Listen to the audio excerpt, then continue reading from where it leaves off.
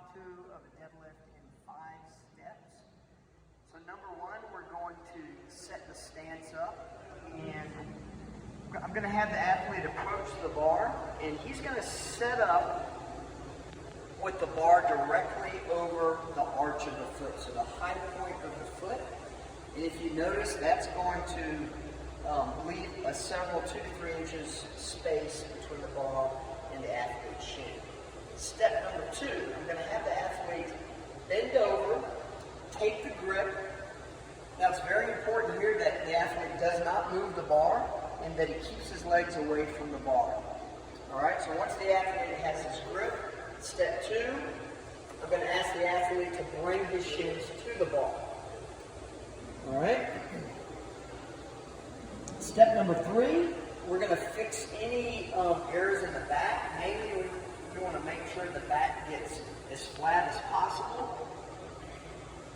So I'm going to cue him to bring his head down so that his cervical spine is neutral. I'm going to have him raise his hips up just a little bit, squeeze the shoulders together in the back. Once the back is flat, step number 5 is going to be to lift the bar and keep the bar as close to the body as possible. What I'm looking for, I'm going to do one more rep, Tristan. We're going to finish this lift with the shoulders behind the bar and the hips completely extended, and the cue for that would be just squeeze the butt. Let's go ahead and do one more rep. There you go, one more. And there you go, very good. Let's go ahead and rest.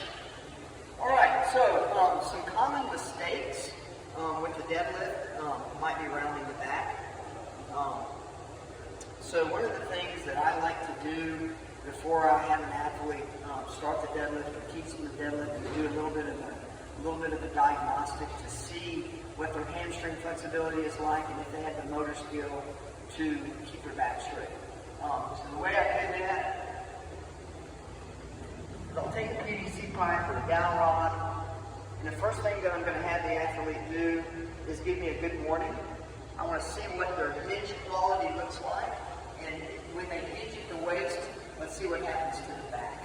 Alright, so I'm going to have the athlete bend his knees just a little bit, lift your chest up a little bit higher. And so what I'm looking for here is that the athlete is able to maintain that lumbar curve and have a generally straight back. The next test I'm going to do is I'm going to have the athlete take that bar along the spine, and we're going to have him place that bar with 3 points of contact. One on the tailbone, one at the thoracic spine, and one on the head. Now I'm going to have him do this drill again. Let's go ahead and bring his hands in a little bit closer. Really take your time.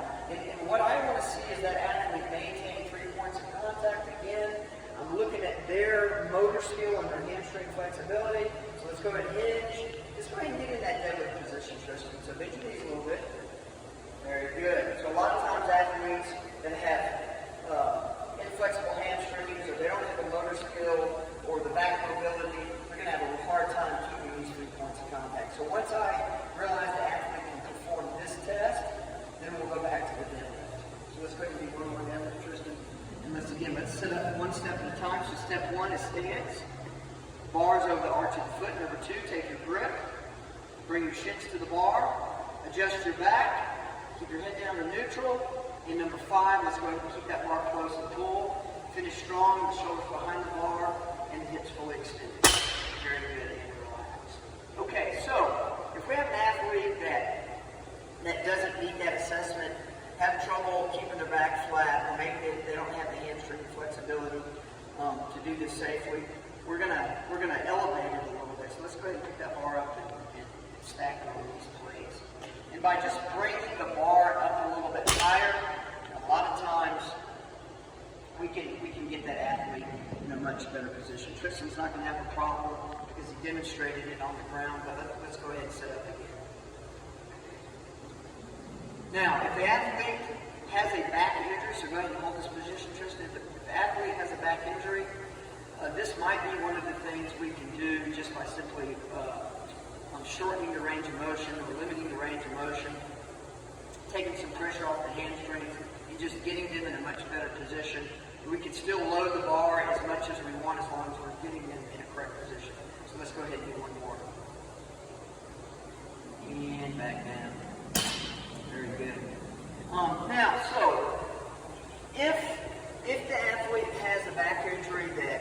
absolutely going to prohibit them from hinging and lifting heavy weight. An alternate exercise to exercise the hamstrings might be a Nordic hamstring curl. So we're going to come over here, Tristan. Let's go ahead and use the pads. Go ahead and put your knees on the pad. This way, the athlete is going to avoid having to hinge and putting extra stress on the back. So go ahead and sit up nice and tall, extend your hips. Okay, go ahead and curl your toes under. I'm going to secure the ankles here nice and tight. And then all we're going to work on is an eccentric movement. So I'm going to cue the athlete to make sure that it stays nice and straight from the knee to the hip to the shoulder. And we're just going to do an eccentric movement, Tristan. So once you hit the bottom, you're just going to walk yourself back up. So butt squeeze, everything's tight, and go down nice and slow for a count of 3. And catch yourself. Good, and walk yourself back up. Let's do one more of those. Everything's nice and straight. And relax. If the athlete's able to do that, then we can take them over to the GHD.